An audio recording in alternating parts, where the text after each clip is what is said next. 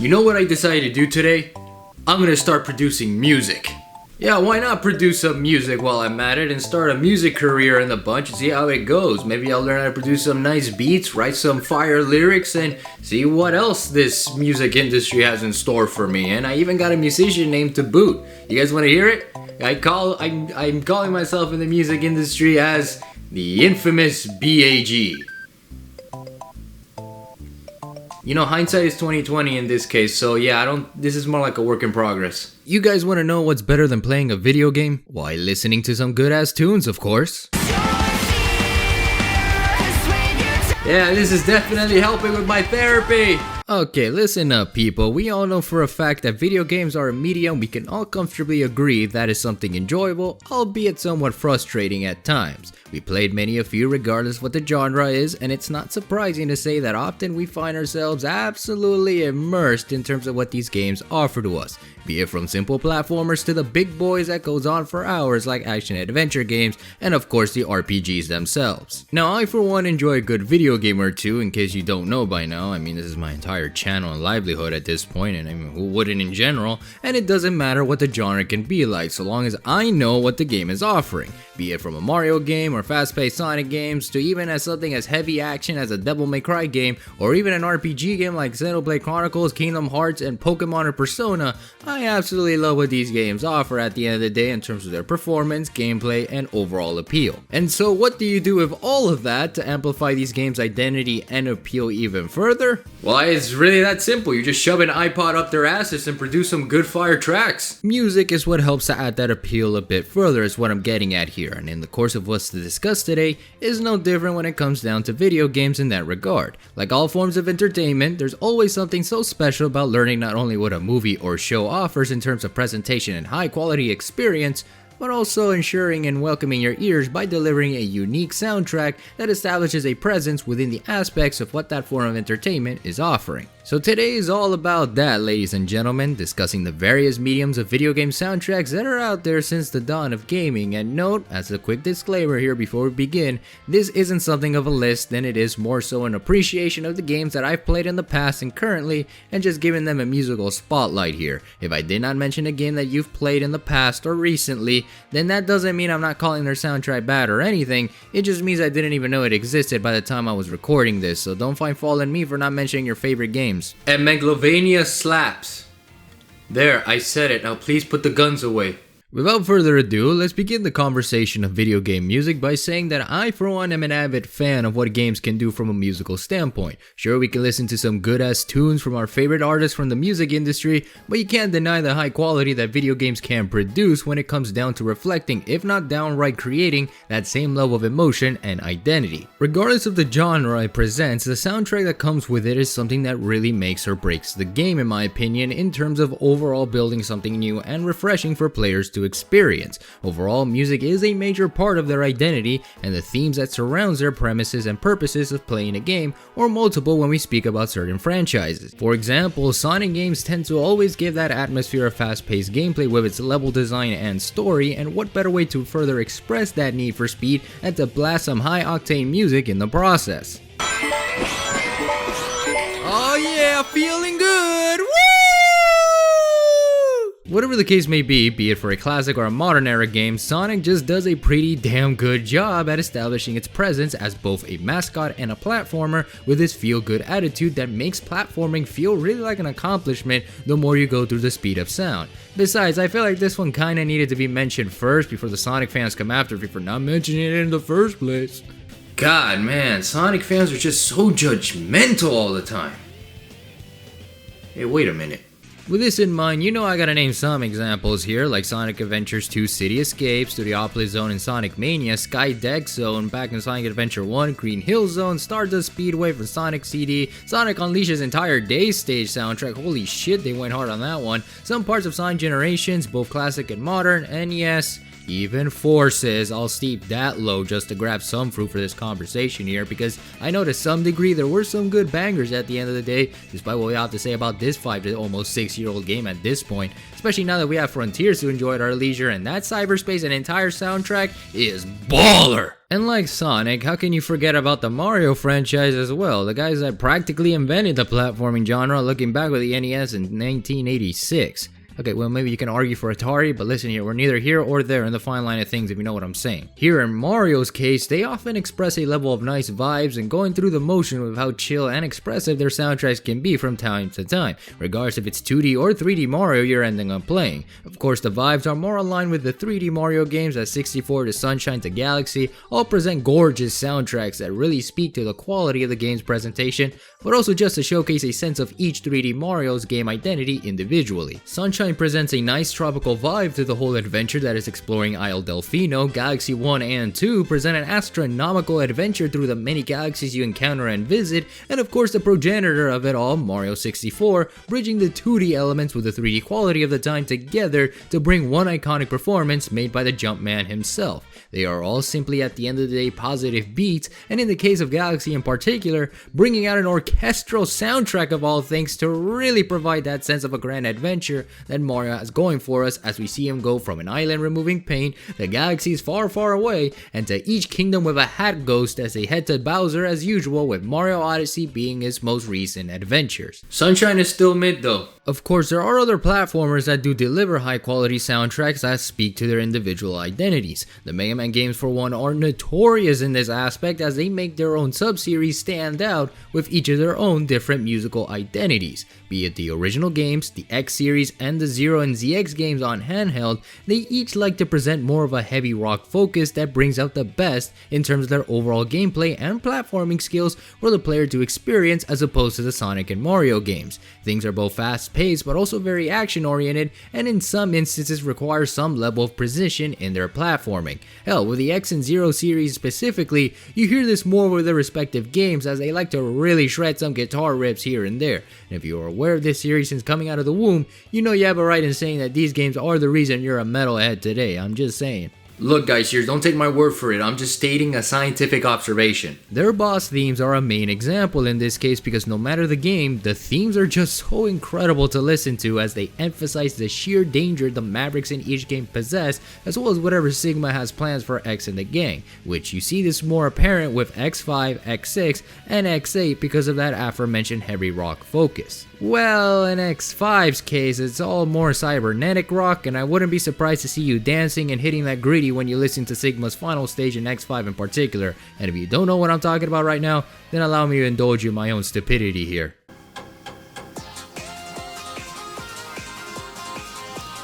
This is a final stage theme, by the way!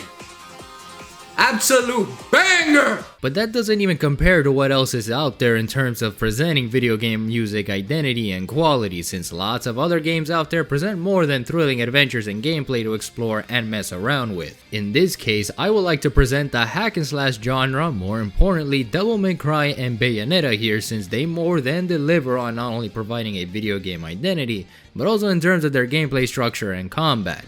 Devil May Cry first of all loves to throw heavy metal into the mix, and this is most apparent with the recent release of Devil May Cry 5 back in 2019, and how they really sealed the deal in wanting to have this game ooze some strong edgy vibes, while also keeping things stylish and heavy metal all the same. However, when you throw Bayonetta into the table here, then you're not only asking for that stylish combat and gameplay, no, you're also asking to be elegant and classy, as Bayonetta flaunts to her heart's content to gameplay and cutscenes, really emphasizing that things are both the same in terms of what you know from the hack and slash genre, but in this specific game, it has more than a few tricks up its sleeves. Hell, with Bayonetta 3 alone, the music does a tremendously well job in incorporating what the previous two games did right, and just blasting that non-stop with some additional instruments. Like, I'm not even kidding when I say they really amplified the soundtrack with this one by giving us not one, not two, but 3 different renditions of Gates of Hell, a whole new soundtrack for when you play as Viola,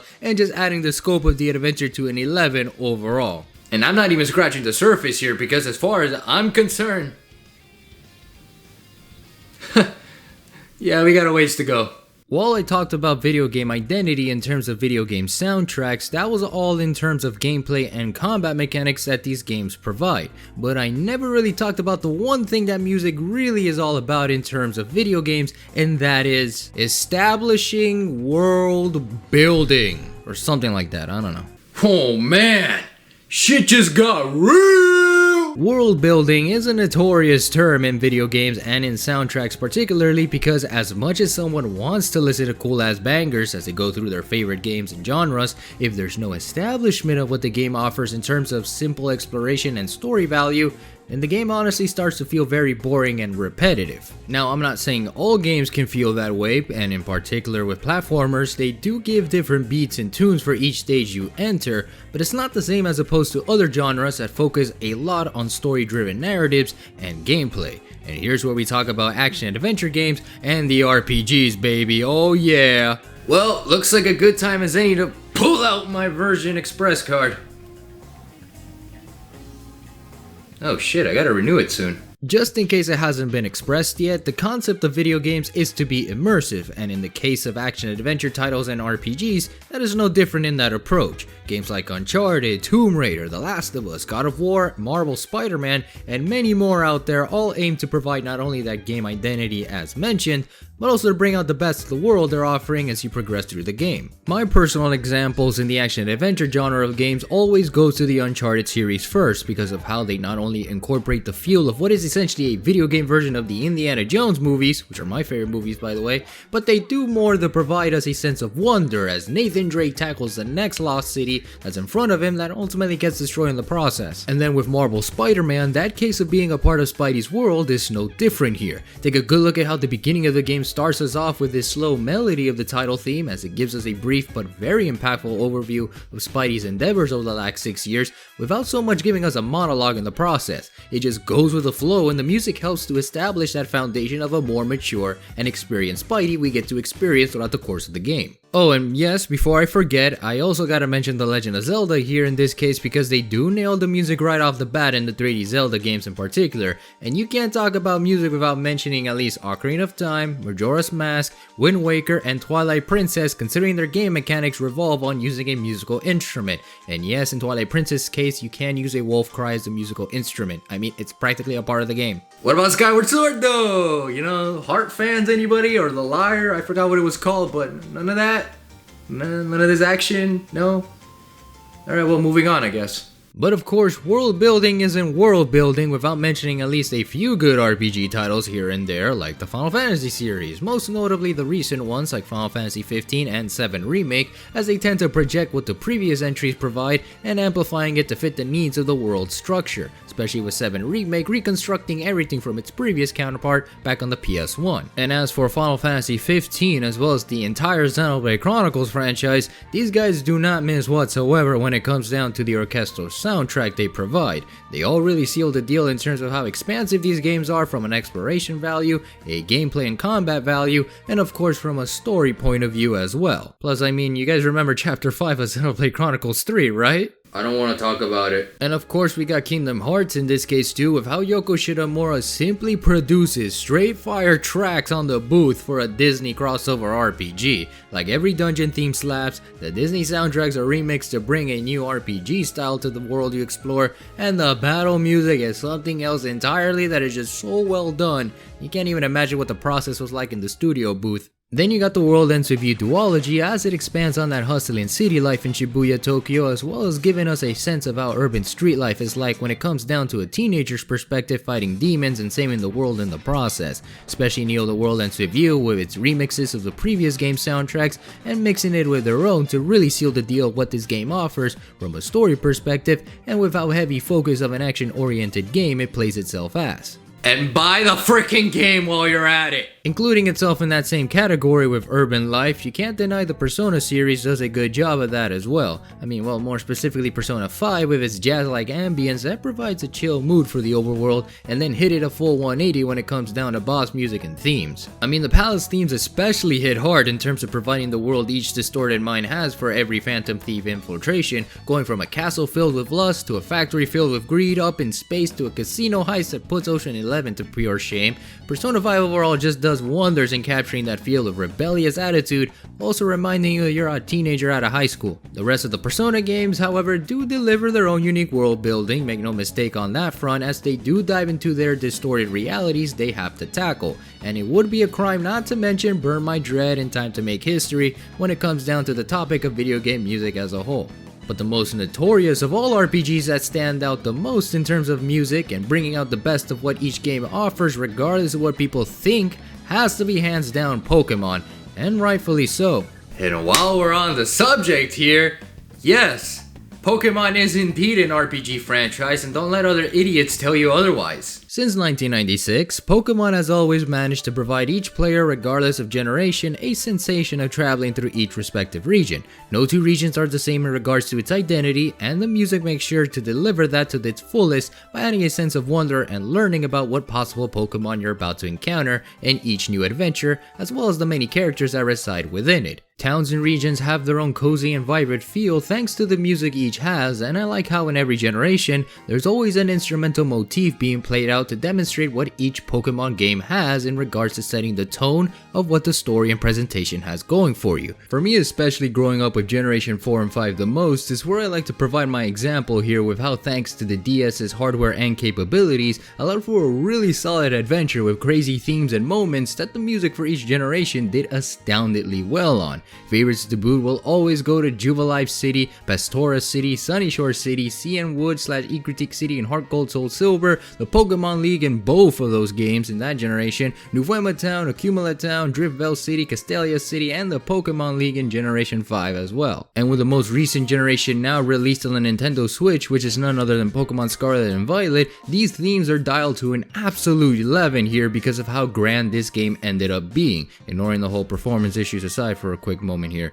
Each location provides a new meaning to the word of a Pokemon adventure, and I absolutely love the changes in story direction for this one in particular. But we can't forget about what makes Pokemon the JRPG that it is at the end of the day, and that's through the battle themes it has going for them. These soundtracks for each generation are no slouch as they ensure the basis of what a Pokemon fight is all about, and in some particular cases, they bring it in real hard on the music sheet in terms of hammering home the idea that the trainer you're facing is really about to f you up. Yeah, I'm looking at all you three here, Volo, Cynthia, and Red. God no, oh god no, the Cynthia flashbacks are kicking in! Yet all of what I said here have been about platformers, RPGs, action-adventure games, and so on that I didn't even cover one additional genre that really brings home the essence of what video game soundtracks are meant to be, and that's none other than the fighting game genre. Now I for one am not a huge fan of this one in particular, given that the only set of actual fighting games I remember playing are the Tekken and Smash franchise growing up. Besides that, I never really invested my time on playing Street Fighter, Darkstalkers, Guilty Gear, and Blast Blue for that matter in terms of both playtime and the competitive scene. They're all really there for me to say, hey, well these guys exist, while I return to playing some more Sonic, Mario, Pokemon, or Mega Man for that matter. But you can't forget about Tatsunoko vs. Capcom here, because Capcom sure as hell did. Despite that, I am extremely well aware of the music presence these fighting games possess, and in the case of Street Fighter and Tekken, these guys sealed the deal here. Street Fighter brings home the idea of each individual character having their own theme, emphasizing their uniqueness and ability to stand out from the competition, and the themes themselves in each arena like to bring about that world building as mentioned before. And as for Tekken, oh man, let me just say this real quick, because whoever decided that EDM-like beats were perfect for this game absolutely need a pay raise, because the instance and high stakes battles that Tekken has going in its gameplay speaks volumes in terms of the soundtracks each game provides. From Tekken 3 and onwards, the beats they've produced are just phenomenal, and perfect examples of these are Electric Fountain, Poolside, Abyss in Time, Heat Haze Shadow, and of course the iconic Jin's theme from Tekken 3. Pull any one of these at a party, and nothing special is really gonna happen, I'm just saying. And then you got the iconic motherfuckers like Marvel vs. Capcom doing what Street Fighter did to bring out the best of each character within a given roster, and Guilty Gear to promote a more heavy rock-based atmosphere and the seriousness of the fighting itself for each entry. These guys I acknowledge absolutely, but I would rather blast Guile's theme at the end of the day compared to whatever Guilty Gear has up its sleeves, and I like Guilty Gear Strive. Well, in Marvel vs. Capcom's case, you can't reject some classics, because they're always gonna take you for a ride.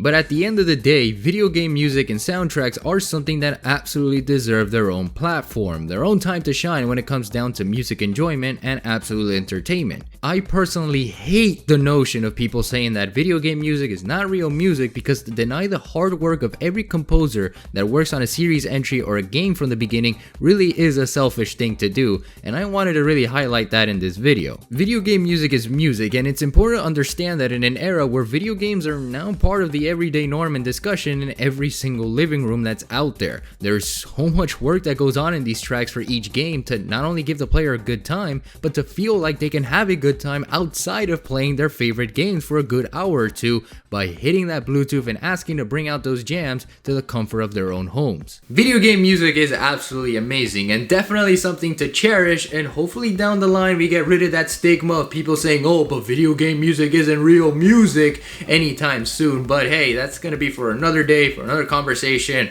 and maybe for another QRT on Twitter. But like I said, that's for another time. I am done. It's time to head out now, so love you all to 120. Stay sexy and safe out there. Be awesome, and I'll see you all with that next one, alright? So peace out and take care. Wait. I completely forgot something. So before the outro, let me just go ahead and just, I actually have some lyrics that I want to, bring out. I got some on my phone, because remember that I'm starting that music career, you guys. I am evident. I got some lyrics here. I got some beats for you guys. I am starting this, and I am being serious. So, I got this one. Let me give you what I'm cooking. So 3, 2, 1. Yo, listen up, the name is the infamous B.A.G., the one and only with a college degree, seeking out the best in what I see. Witness me as I make some history. Got some fine tunes to seal the deal. Like Knuckle to Don't Chuckle, I'm about to bring some smiles in all your faces, in the right places. Word.